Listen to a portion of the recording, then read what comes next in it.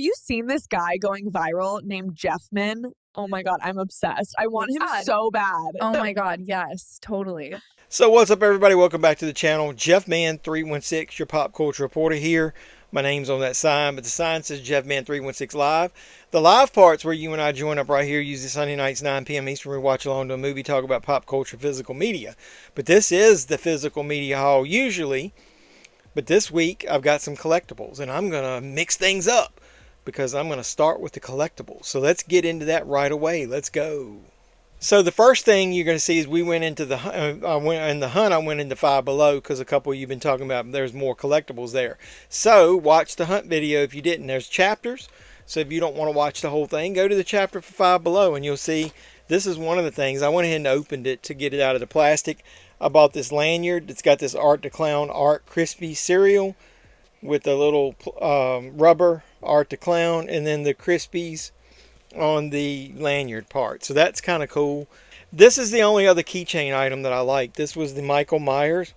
This is pretty damn cool because it is it's three-dimensional. It's made out of rubber, so it's thick rubber and it's got a lot of detail on it, man. It really looks good. So if something happens and the key, whatever you want to call it, whether badge reel breaks, you could at least use that face for anything display wise.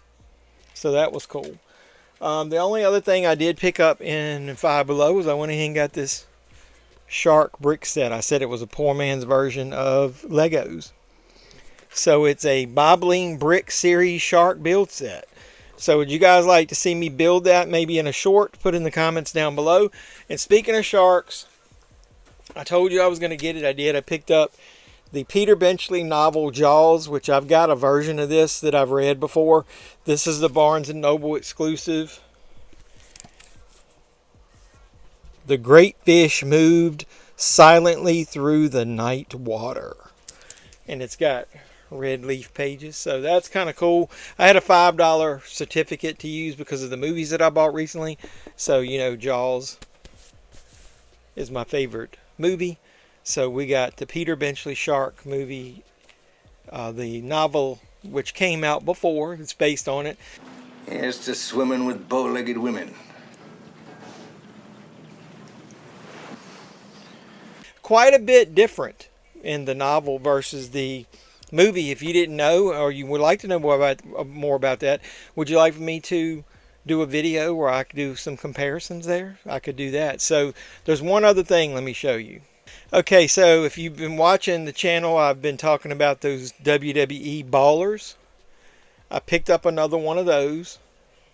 And the reason is, if you shake them and you hear a lot of movement in there or a lot of shake to it, that's probably one of the regular ones or one of the smaller rare ones. And the rare ones are 1 in 10. Now the super rare ones are 1 in 120.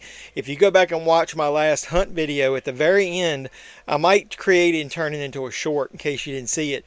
I unboxed one of those in the car live while I was recording it, so no editing to that part. It was a surprise, and it was one of the 120 Undertakers. Now I've got another one here. You can't hear it much, so either it's got some of those silicone packs in there because it's got another little black package in there that's got a table or a chair. This is a rare one or super rare one. I'm going to unbox it in a short, so watch out for that this week on the channel. Could be close to this video, might before it or after it, I'm not exactly sure. And if you're like those figures, I'll give you an example. This little case here's got the rare Rhea Ripley, who's out for the injury now. It's got a title belt in there. How do you get these? Well, watch that video where I unbox it, my wife and I do. There's a separate video where I talk about all that at Ballers. I'll try to link it here if I remember. But the cool thing about it is those are on top of the boxes in Target where you actually get the balls out of. So I went twice in there, and when I went to pay for 2 or 3 of them, I went ahead and took the empty box up with it, the empty box. I emptied it into another one of the boxes, and I got the one I want. So I ended up getting the CM Punk and the Rhea Ripley. So I thought that was pretty cool. So that's all of the collectibles. Hopefully, oh, wait a minute. Wait, there is one more. Hold on one second. I almost forgot about this one. I got the Jason retro video game. This is basically the Friday the 13th video game of the retro 80s. So I wanted this one when they announced it. Now, in the meantime, they NECA re-released that same figure in a big box. So it's 7 or 8 inch scale figure. And it opens and it plays the retro video game music. So I was glad that I was able to sell that one at a premium price, because now I've already repurchased that, and I just haven't unboxed it on the channel. But I repurchased that and got it for, what was it, 30 bucks, 30 some bucks. So I made like a $70 profit by selling mine on eBay. FOMO's a real thing. People want those things. They missed out before, so now they got to grab it. And then if you listen to pop culture reporters like me, or just physical media / collectible reporters or YouTubers, they'll sometimes give you hints of things coming up. So, speaking of that, if you watched or looked at my social media, I posted that Lionsgate had a warehouse find. And the first thing that I'm going to show you in the physical media part of this is a warehouse find that I was not originally going to buy, but because it was a good price and because people were paying a premium for it, I went ahead and decided to get it, and I figured it would be an investment for the future. And I will go ahead and go back and watch the movies again, because I don't own them in 4K. And what am I talking about? I'm talking about this Lionsgate box set of the Twilight movies in 4K Steelbooks. Now, this is the outer case. Now, Jeff, why do you not have the movies in there? Well, I'm going to start with a little mini rant. You see that? They just got cardboard spacers in between there. There's no padding. It took me forever to get the movies out of there. I had to shake this like it was a fucking shake weight, man. Yeah, I thought I was going to get in shape from that, or somebody might would have thought I was doing something else, but... You are a fucking idiot. So I've already removed the Steelbooks from the box, and the box has got a little bit of damage to it. Yeah, you see right there? All you Steelbook and box collectors, man, are going to go crazy because it's got a little bit of damage.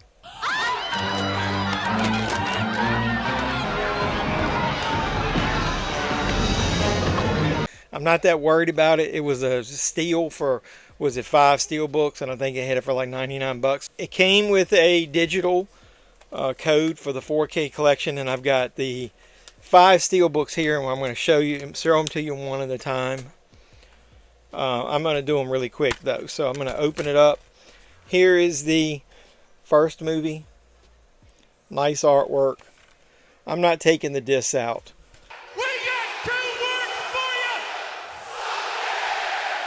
So that's movie number 1. Where can I put these without damaging them? Here's movie number 2. So this is Breaking Dawn part. Are these out of fucking order? That was Twilight. 60% of the time, it works every time. Oh no, I had my stack flipped over. I'm an idiot. All right, here's the next one. New Moon.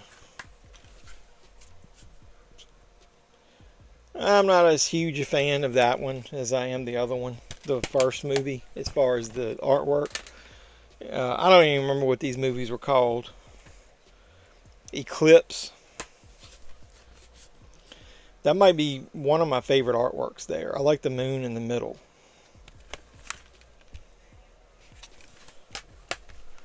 Never was a huge fan of this. I'm also not the biggest... I don't want to damage these things. Hold on one second. I'm not the biggest... You know, don't freak out when I tell you this. I'm not the biggest Harry Potter fan either. I am not listening to Jeffrey, but he's still talking. Breaking Dawn Part 1. Reminds me of saying, break it down. And then here's Breaking Dawn Part 2. I know, I didn't show you the inside of that one. Sorry. That one's kind of cool with the sunset. So, all right. So, yeah, I'll go ahead and put these back in here. But they were really tight in this box set. I complained about the Spielberg box set. That one was tight, and it didn't have the finger holes where you could reach down inside of the sponge. This one doesn't have sponge, and it doesn't have the finger holes either. So, yeah, have fun finger banging with this box set to get these fucking things out of there. See, I put one in there the wrong way, and now I can't get the fucking thing out of there. All you gotta do is say earmuffs to them. Earmuffs. They can say fuck, shit, bitch, whatever you want. I don't really care. I think they're in there in the right order now. So, Pain in the ass. Pain in the ass. That's what it looks like. So maybe that'll be part of the thumbnail. Let me put this up so it doesn't get damaged any more than it already is. Boy, that escalated quickly. Okay, so with that out of the way, I ordered this next movie from Orbit when they had it in sight. I know other people have already bought it from overseas and have had it for a while. So I got the 4K upgrade of License to Drive, but it's not called that. It's called Daddy's Cadillac, which is so fucking stupid. Now, I reversed the cover artwork. The original is going to have the foreign rating symbol right there. So if you, there's usually always one where you can reverse it. The disc inside, here is the new one, and then this has got the classic artwork from the movie poster on it. So, but obviously it's still called Daddy's Cadillac. I heard the transfer isn't super great as far as an upgrade, but that's fine. I've got the original Anchor Bay Blu-ray. That's a really hard to find Blu-ray. So some people are getting this just because they want to have it on physical media. So you get it on 4K, and it would probably be a Region B disc is what I'm assuming as far as the Blu-ray in there. So, which ties into the next release, Exit 8. Now I went ahead and bought, I already owned this, but I did go ahead and buy the neon release, and I'm a little upset it doesn't have a slipcover, and most of their releases don't. Pretty boring, bland release of a really clever movie. It even says that on here. Similar to Backrooms. So I recommend this if you like Backrooms, but I will tell you it is Japanese language and it's got subtitles. I was hoping that the domestic release for this might have a dub in case I didn't want to have to sit there and read the screen. But the cool thing about it is there's a lot of segments in here, of segments of the movie or sections that don't have a lot of dialogue. So this one has got a QA with the director, and it's got a making of and a trailer. Now, the release that I already had that I watched before is Region B, but it is from Vision's home video.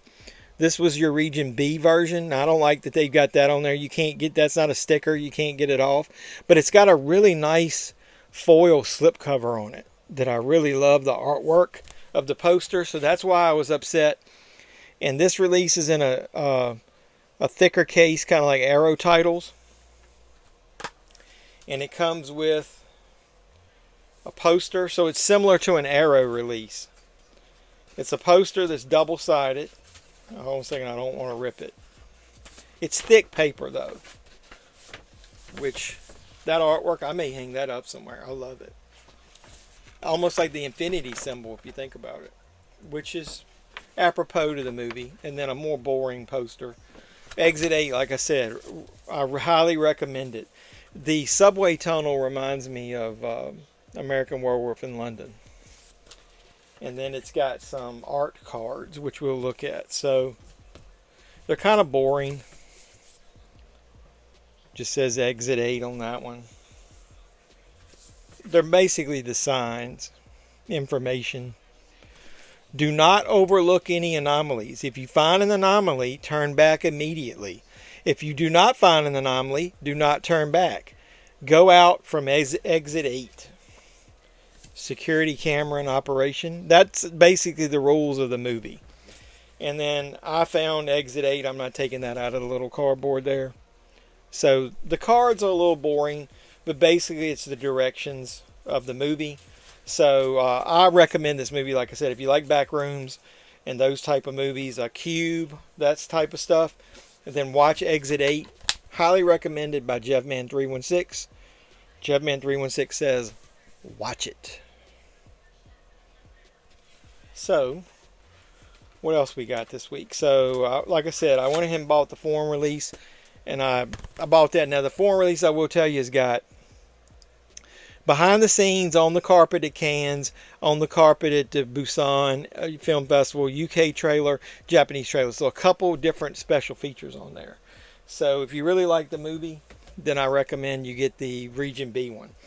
Now, speaking of movies that I already owned before, I've got an older version of this, but I got the Arrow release of The People versus Larry Flint because I love this movie. I love Woody Harrelson in it. I love the movie, what it's about.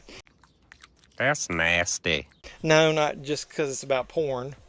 But yeah, but it's about censorship. technically. You know, Larry Flint was always fighting for that. And I do not agree with censorship. I don't even like when directors censor their movies, like that god-awful thing that I just heard about with Pleasantville. I even watched Steven Spielberg talking about it, and maybe we'll talk about that in the movie. But this hits close to home with me because there's a character in this movie. It's based on reality. That was Jerry Falwell, and I'm from Falwell Country. I work in the city where Liberty University is. So I used to not enjoy hearing about him and what the influence that church had over the city, much less him trying to have influence over censorship in America. There was a lot of businesses that could not come to the city where I work because of the Liberty University pushing them out. I'll give you an example. Hooters. They tried to open multiple times, and the church would not let them enter the city. So they were one of the ones pushing for it. Now this has got some alternate cover artwork that's pretty epic. So the movie's on the 4K disc, and the Blu-ray has got special features on it. This movie, I just highly recommend it for Woody Harrelson's performance. And if you are somebody who wants to fight against censorship like me, then you should support at least not Larry Flint, what he stood for as far as his magazine, adult magazine, but for what he stood for as far as censorship goes. A movie I would not have normally bought, but Arrow's having the 50% off sale, so I bought The Eye. And I think this is the one, their Jessica Alba movie they remade. This is the original version. And like I said, I'm not big into having to read horror movies. I'm a visual guy. So I'm pretty sure this doesn't have a dub on it. Let's see. Original Cantonese audio, original English subtitles. So I'm fine with that to watch it. Usually means I have to watch it twice so I can pay more attention to the movie itself the second time. But I bought that as part of the 50% off sale. And like I said, this is the Blu-ray. This is the 4K. So that's kind of cool. Now, a movie that I would normally buy on Steelbook, but I hate the Steelbook artwork. Do you like the artwork on those domestic 4K Steelbooks of the two American Pie movies, the first two? I bought the first one and thought it was so god-awful that I ended up buying the slipcover version of the movie. So then I bought the slipcover version of the second movie. American Pie 2, unrated, includes the theatrical and unrated versions. Carpet matches the drapes. One of the things that I'm going to be interested in seeing is when I redeem the digital code, and I do redeem my digital codes, because I watch movies when I'm away from home. I fly a lot, and I watch a lot of movies, at the hotels and when I'm on the plane or stuck at the airport. I want to know, is the unrated and theatrical going to be in 4K? Because sometimes it's not. Sometimes the theatrical is all you get in 4K, and I'm pretty sure that's what this was when I watched this next movie. I got a couple Steelbooks to wrap this thing up. I give you Talladega Nights, The Legend of Ricky Bobby, The Ballad of Ricky Bobby, sorry.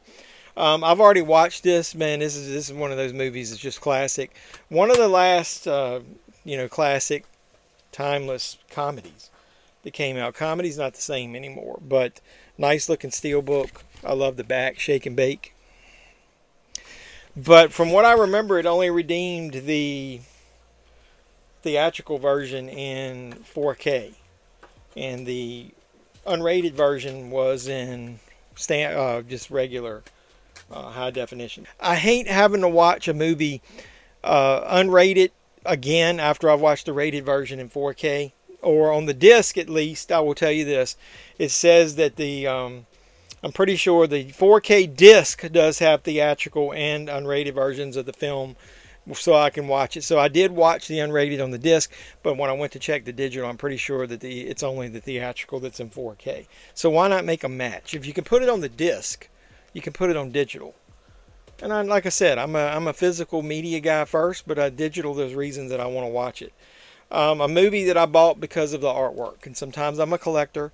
I do have this movie already, but I bought Night of the Comet because it's they re-released it in a Steelbook that I thought the artwork was pretty epic. This is from Scream/Shout Factory. Let me open this bad boy up and show you. Look at that. And I love it when it spans the front and the back. The inside, not so much. I will say this. Anytime you give kudos to Shout for their Steelbook artwork. It's usually on the outside, which they'll get an A+ from me on this one, and then the inside gets a C- to a D. Little to no effort is ever put on the inside, and I don't know why. Pick some good artwork for the inside if you're going to try to go all out on the artwork there. So only 2 Steelbooks. So I didn't have any what I'd call Steelbook mania, but whatever. So either way, no real theme to this one, and it's a short haul. So hopefully you guys enjoyed it. If you did, like, comment, subscribe, and share, like Frank the Tank, another Will Ferrell character. Do all that normal YouTube stuff, and while you're down there, make sure you subscribe and hit the notification bell. You'll know when I post new videos. One of the next videos that you'll see on the channel is where I finally went into a Spirit Halloween. I saw Super Troopers 3. Watch my little reaction video of that. It's a short, and then I went into a Spirit Halloween's finally open in my area. So didn't have everything out, but there was one thing in particular that I said I wasn't going to buy, but it looked better in person. So like I said, make sure you do all that normal YouTube stuff. Acknowledge me. Yeah, you got to acknowledge JeffMan316 by smashing the like button. Hype it up. Do all that with the video, and then go down below. Multiple ways you can support me. Look in the description. There's a Valoria video link. That my code JeffMan316 gets you 10% off your first purchase. And then also there's all my social media and everything down there where you can support the channel, buy stuff on eBay and all that stuff. So I look forward to doing those other videos for you. And until next time, boys and girls, it's been JeffMan316, your pop culture reporter, signing out saying you guys be safe out there. Oh, and this one time at band camp, I stuck a flute in my pussy.